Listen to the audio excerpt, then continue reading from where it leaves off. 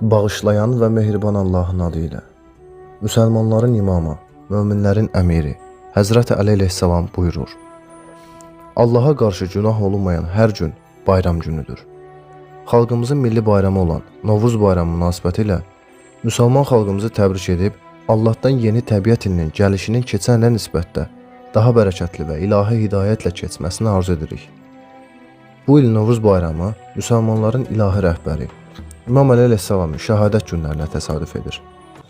Buna görə də 1000 ildən bu yana Əhl-i Beyt eşqi ilə yaşayıb, bütün çətinlik və təzyiqlərə baxmayaraq, Əli əleyhissalamın eşqini qəlbindən çıxarmayan, dəyərli xalqımıza dərin hüzündə başsağlığı verib, İmam Əli əleyhissalamın ilahi məqamına xatir, Allahdan o həzrətin dünyada ziyarətini, axirətdə şəfayətini istədik.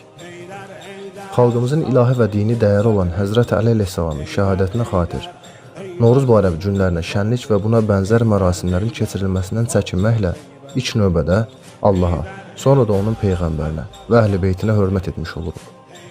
Allah Teala Quran-ı Kərimdə buyurur: Ey iman gətirənlər! Allaha, Peyğəmbərinə və özünüzdən olan əmr sahiblərinə itaət edin.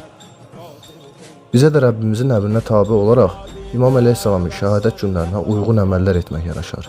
Bu günlərdə yaxşı olar ki, İmam əleyhissalamın adına ehsan süfrələri açıb, əzan məclisləri təşkil edək. Əli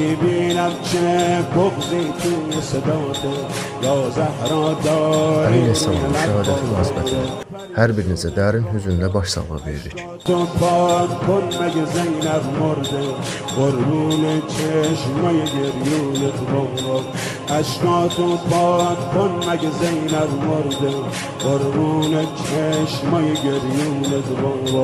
Ya